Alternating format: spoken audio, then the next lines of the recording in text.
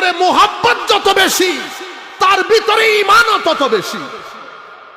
হযরতে বেলাল হাবশী রাদিয়াল্লাহু তাআলা আনহু এটা আমাদেরকে শিক্ষা দিয়েছেন। বেলাল হাবশীর আযান এটা শুধু শরীয়তের আযান ছিল না, এটা ইশকের আযান ছিল। সেই কারণে আমার নবী দুনিয়া থেকে যাওয়ার পরে ফারুকও আমার নবীর মদিনা ছেড়ে দিয়েছে। যদি শুধু শরীয়তের আযান হতো, বেলাল তো বলতো আমার নবী চলে গেছে, কি হয়েছে, নামাজ তো আছে, নামাজ তো আর বন্ধ হয়ে যায় নাই। তো নামাজের আযান যদি থাকতো শুধু, তাইলে তো বেলাল আমার নবী দুনিয়া থেকে যাওয়ার পরেও আযান কন্টিনিউ করত। কিন্তু বেলালের আযানের মধ্যে ইশক ছিল বিদায় আমার নবী দুনিয়া থেকে চলে যাওয়ার পরে বেলালও মদিনা ছেড়ে চলে গেছে। আপনারা বুঝতে পেরেছেন? সাহাবায়ে কেরাম আমাদেরকে আমার নবীর ব্যাপারে ইশকের তালিম দিয়েছে। আমাদেরকে যেটা বুঝাতে চেয়েছে সাহাবায়ে কেরাম, নবীর মুআমালার ক্ষেত্রে আকল কো ছোড়ো, ইশক এবং মোহাব্বতের দামান ধরো। যদি শুধু আকলের দামান দিয়ে আমার নবীর সাথে মুআমালা হইতো, সাহাবায়ে কেরাম আমার নবীর থুতু মুবারক নিতে পারতেন। থুতু কেউ কারো থুতু মুবারককে লোশন হিসেবে ব্যবহার করতে পারে। আপনাকে যদি আমি বলি আপনি করবেন, কেউ কারো বাবারটা করে, আপনি আমি তো দূরের কথা, আসমানের নিচে জমিনের উপরে এই ধরনের ঘটনা কখনো ঘটেই নাই। রুয়ে জমিন শুধু একবার দেখেছে, সেটাও আমার নবীর সাহাবায়ে কেরামকে দেখেছে আমার নবীর থুতু মুবারক নিয়ে মুখে বুকে মালিশ করতে। আমাদের চোখে পড়তে হবে না এগুলা।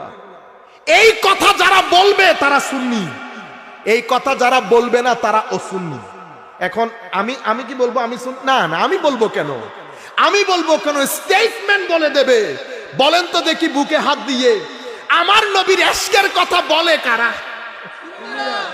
আমি বলবো না। আমি এক জায়গার মধ্যে হায় হায় হায় আপনি আপনার সুন্নি করেন, আপনারা আমি বললাম আমি তো সুন্নি কোনোদিন করি না, আমি কেন সুন্নি করব? বাস আমরা একটা প্যারামিটার দাঁড় করিয়ে দিচ্ছি, প্যারামিটার। এই প্যারামিটার যার ভিতরে থাকবে সুন্নি, এই প্যারামিটার যার ভিতরে থাকবে না সুন্নি না। সেটা কি? আমি আমার নবীর ইশকের কথা যারা বলবে তারা সুন্নি, নবীর মুহাব্বতের কথা যারা বলতে পারবে না তারা সুন্নি না। বাস এটা আমি বললে আমি সুন্নি, তুমি বললে তুমি সুন্নি। মারামারি করার কোনো দরকার আছে? এই আমি শুধু আপনাদেরকে জবানগুলা বলার জন্য, একটু অ্যাওয়ারনেস তৈরি করার জন্য। সেটা সেই জমানা থেকে শুরু হয়েছে, আস্তে আস্তে ইবনে তাইমিয়ার হাত ধরে মিডল ইস্টের মধ্যে ঢুকেছে, অতঃপর রিয়ালের মাধ্যমে আমাদের দেশে এসে পৌঁছেছে।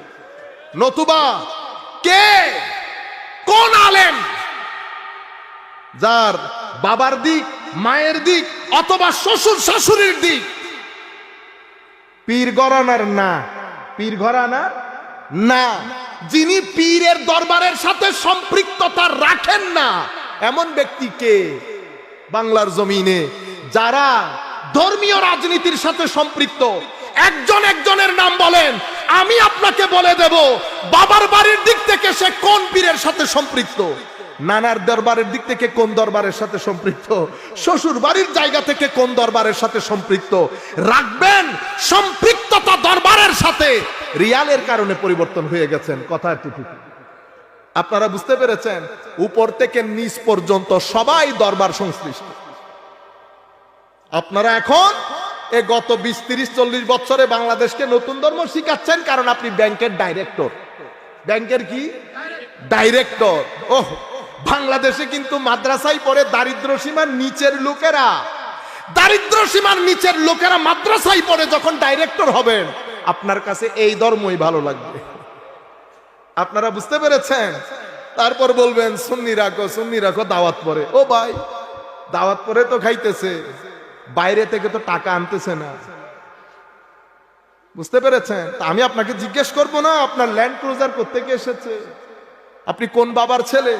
যদি বলেন আমার বাবা দিয়েছে, তো আমি জিজ্ঞেস করবো না আপনি বছরে ট্যাক্স কত টাকা দেন? আপনার বাবা ট্যাক্স ফাইল বের করেন, দেখেন ট্যাক্স কত টাকা দেয়।